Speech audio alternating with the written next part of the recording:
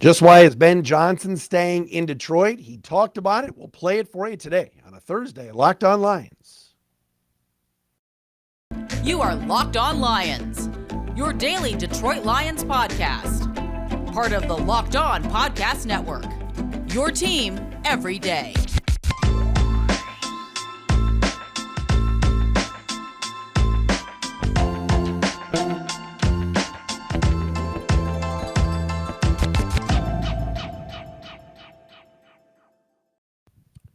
Good afternoon, everybody. Welcome in. Locked on Lions, Locked On Podcast Network. Matt Dery with you on a Thursday, February 16th, and a Friday. And if you're watching on the Locked On YouTube channel, we appreciate you checking us out each and every day right here on the Locked On Podcast Network, your team every day. Follow us on Twitter at Dery Speaks, D-E-R-Y Speaks, at Locked On Lions on Twitter, the Matt Dery Facebook fan page, and again, the YouTube channel Locked On Lions. We're at 4,000 subscribers, so we appreciate everybody checking us out on the program. Today, you're going to hear from Ben Johnson. Lions offensive coordinator was on the Tim Twentyman, DetroitLions.com podcast. Yesterday, they recorded it talking about everything from why Ben Johnson is still here, plans for Jameson Williams. We'll play some of that audio coming up in a second. Draft is a hot button topic. Can the Lions trade up? Will they trade up to maybe get the defensive player that they need? I'm going to tell you why there's a really good chance of that happening. And it's not because of a player or the Lions definitely doing something. I think Arizona at number 3 in this draft, they want something that the Lions have. I'll explain that coming up momentarily as well. Also, Lions are keeping their running backs coach. We'll get into that as well. And the Lions are kings in town. I will explain that too. Coming up here on Locked On Lions on this Thursday edition. Hope everybody is doing well. Man, this town it's crazy. I get a lot of people still wanting to talk Lions with me if they're checking out the podcast or just even if they don't even know who I am and I'm at a store. I was at an event yesterday and people are talking about this football team. It's wild. And they're running this city. And it's not like this wasn't a great NFL city to begin with or the Lions weren't kings of this town just a few months ago. But what took place this last year and getting to 9-8 and all of that kind of mixed with everything else that's going on in the sports world in Detroit, people just cannot wait for Lions season to start. Training camp late July, preseason in August, and the regular season in September. Another big reason why fans are totally into this and excited is that Ben Johnson is coming back. In his first interview, since announcing that he was withdrawing his name from the Colts job, Texans job, head coaching job, to stay in Detroit, the 20-Man in the Huddle podcast with Tim Twentyman from DetroitLions.com had Ben Johnson on the show yesterday. And Tim asked him about the process of interviewing for head coaching jobs, among other things. Take a listen. Well, it was a great experience. Coach Campbell came in immediately when the request started coming in, and he was phenomenal through the whole thing. I would start there. He very much encouraged me to start exploring it, and was a great supportive character, really behind the scenes for me to lean on because he's gone through it a few times and was really a great resource. So more than anything, the experience was critical. Just finding out what types of questions were going to be asked in those meetings, getting to know some GMs, some owners. It was really a good informational time. But ultimately, you took your name out of the running for that. You decided to come back here. I'm just curious, why was that the right decision for you? What was your reason behind just wanting to come back and run this again? It's really simple for me. It starts with this place and these people. Been here 4 years now, and I believe in Sheila, what she's doing, Rod Wood, Dan, Brad, us at the top, and I think it's trickled down. This is as encouraged I've been my 4 years with the direction of the Lions and where we're headed. I always go back to this story. Right before COVID hit, it was one of the first off seasons I had here. Garth Brooks had a concert down at Ford Field, and I remember sitting there thinking at the time, I was just soaking it in, the atmosphere. And it was like, holy cow, this is what a home playoff game is going to be like. And this is what I want to be a part of. This is what I want to feel. This is what I want to experience. And it made me feel some type of way. And I kept going back to that as part of the process. And you know what? There's so many good things going on here, that so many good people, coaches, players. I love the offensive staff, everyone that we have on board there. I love the players. I love coming into work every day. Coach Campbell is incredible. And so end of the day, talking with my family, it made sense. It made sense. Don't ruin a good thing. Little unfinished business, it sounds like. That's right. That's 100% true. You also have continuity with this staff coming back, and how big is that for you too, Ben? I mean, obviously you lose Deuce, and that's a big loss, but with guys like Mark Brunell and Antoine and Tanner Engstrand, just having that continuity with the offensive staff, how much is an easy decision that too, knowing that you guys can just kind of hit the ground running right in the sink? We were joking about it today because we're doing our self-scout process. We're evaluating the scheme and going over our personnel.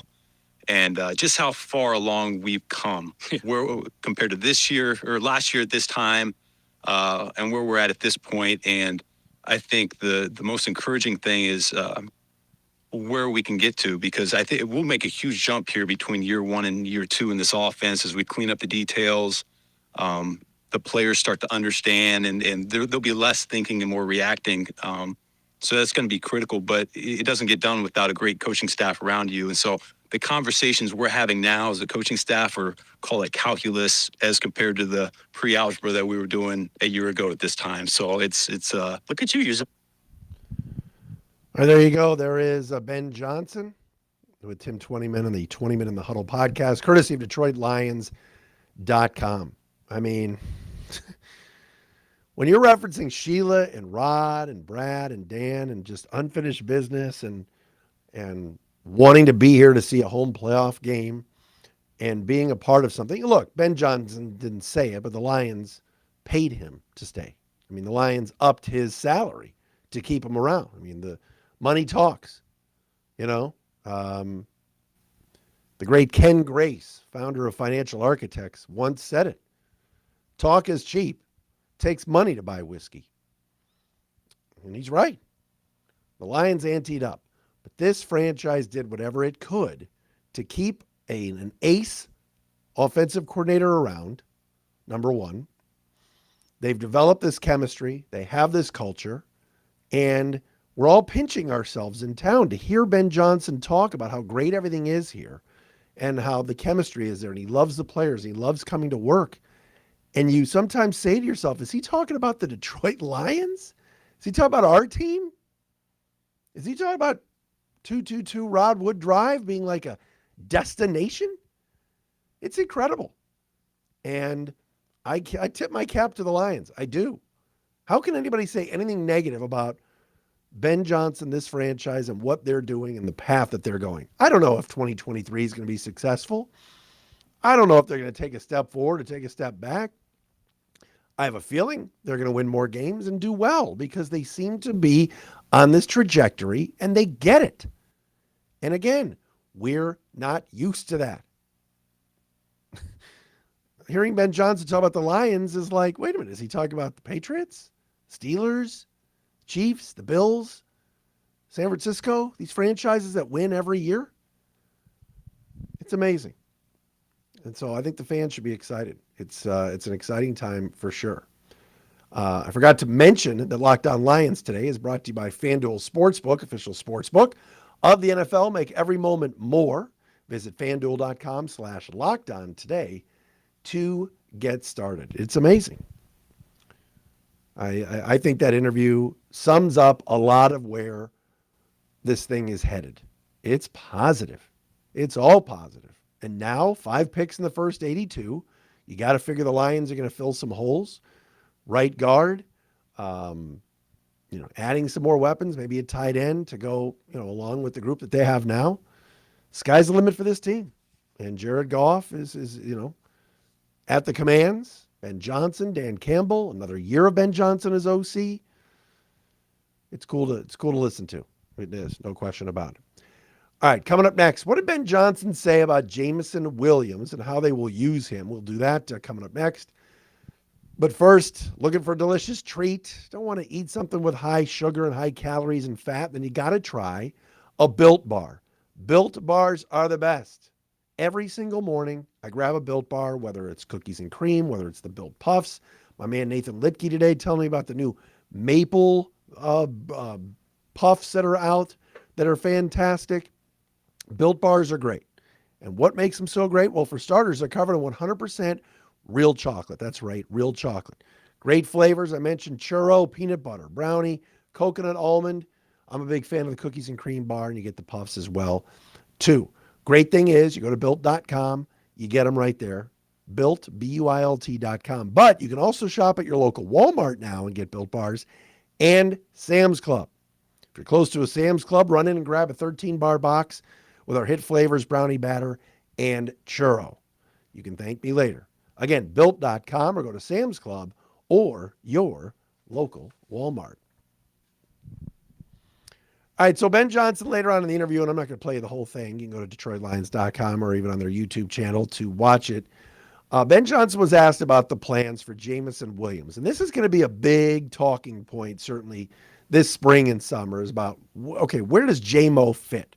First and foremost, are they interested, the Lions, in bringing DJ Chark back? Because if they are, that wide receiver room is a little bit crowded.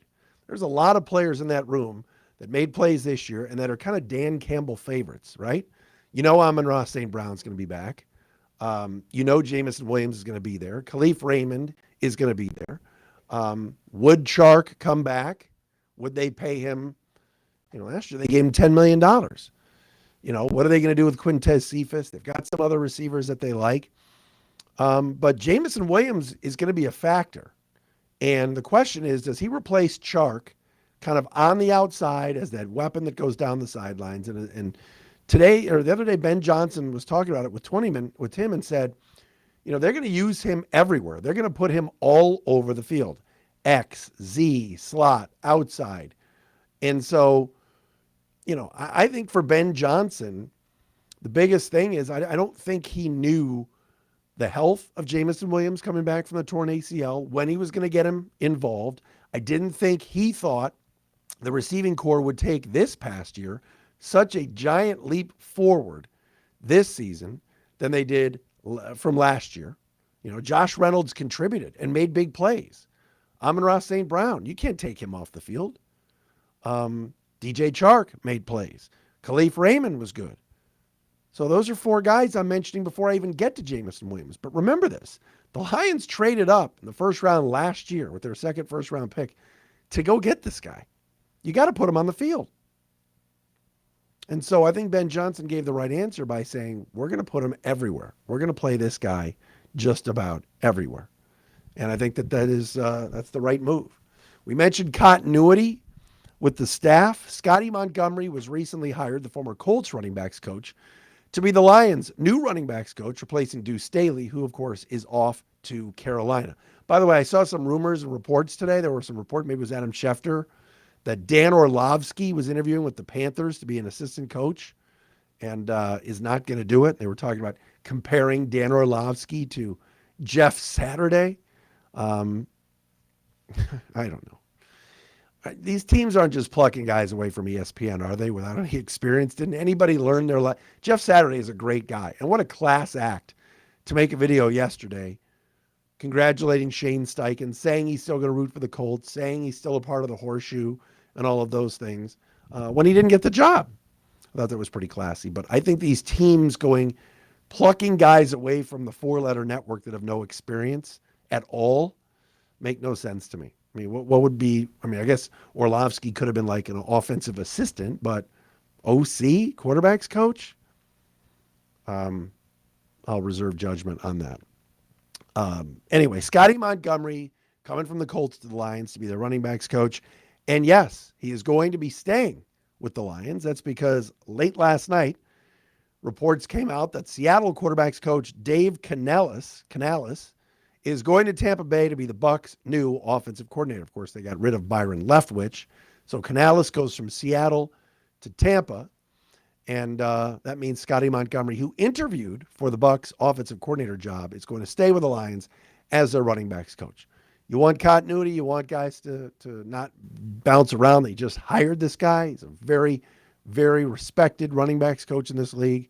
And so he's going to remain in Allen Park with the Lions. And that is good news. That is good news. The Lions staff is really, really good. Really, really good. And you just want to keep everybody intact. And like I said the other day, could be next year where the Lions lose their OC, Ben Johnson, and their defensive coordinator, future head coach Aaron Glenn, just like the Eagles lost to Shane Steichen and a Jonathan Gannon yesterday.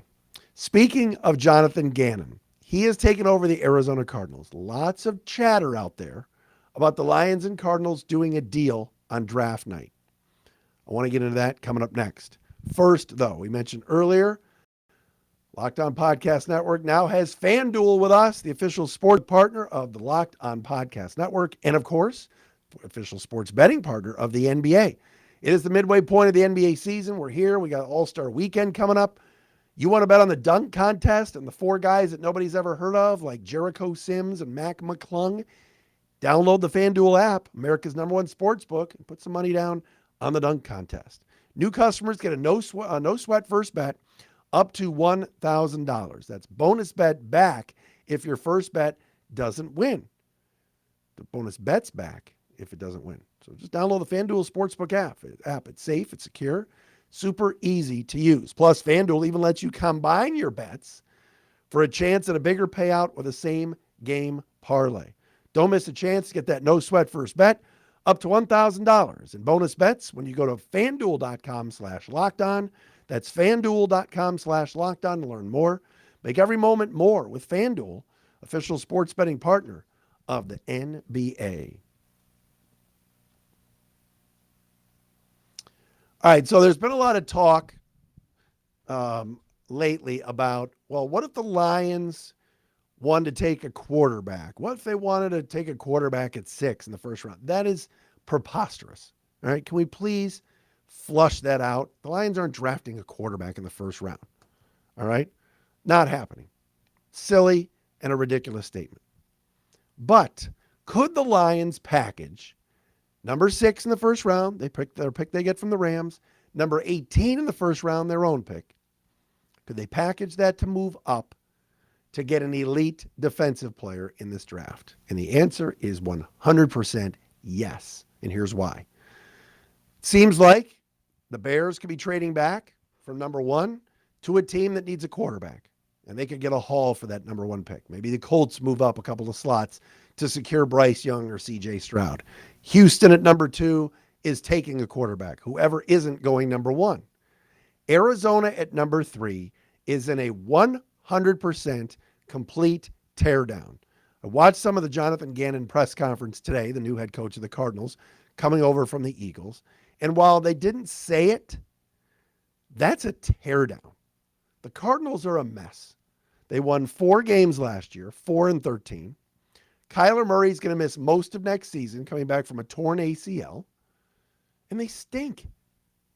And here's a young coach in Gannon that is not taking that job with a new GM in Arizona, with a history of losing out there. DeAndre Hopkins wants out. You know they're going to get rid of him. Why keep him around? That's a teardown. The Cardinals need to be accumulating picks. And why not trade the number 3 pick to Detroit and accumulate picks and get number 6? So you're still going to get a good player, 3 picks back, and you get number 18. With the Lions package 6 and 18 to move up to number 3 and secure either Will Anderson, the outside linebacker / edge from Alabama, or Jalen Carter, the D tackle from Georgia. Those are elite football players. I'm not saying the Lions can't get a really good edge rusher at number 6, Miles Murphy, the kid from Texas Tech, any of them. They're going to get a really good player at 6 if they stay at 6.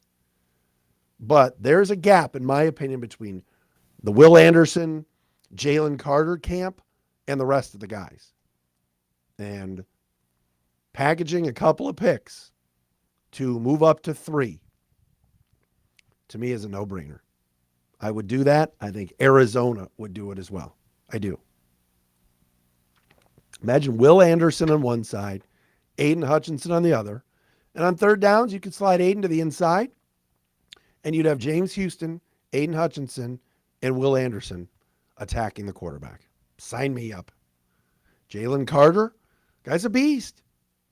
What did I say all this past season? There were games you watched the Lions, and you said they need a dominant defensive tackle. A Dexter Lawrence type, an Ndamukong Suh type in his prime. Players like that. Put him next to Aleem McNeil. Rotate Pascal and other guys in. Kaminsky. You'd have a ferocious defensive line adding either Will Anderson or Jalen Carter. It would cost you probably $6 and $18 to do it, but Arizona needs picks. They need players. They're starting over. That's a mess out there. You got a rookie head coach, a rookie GM, and a quarterback that's hurt. That's not going to play the full season. Might not even be back until December. To me, that's a teardown in Arizona. And they can do that out there with a rookie coach, rookie GM, and no media pressure. Oh, yeah, that Phoenix media is really expecting big things from the Cardinals. Not in that division. Not with San Francisco out there, with Seattle made the playoffs this past year. The Rams will be healthy again this year. They're not going to do what they did this past season. To me, that's a complete teardown in Arizona. And if I'm the Lions, I'm having conversations already with Arizona about moving up. All right, everybody, that's a Thursday edition of Locked On Lions. Thanks for making us your first listen. Talk to you again tomorrow.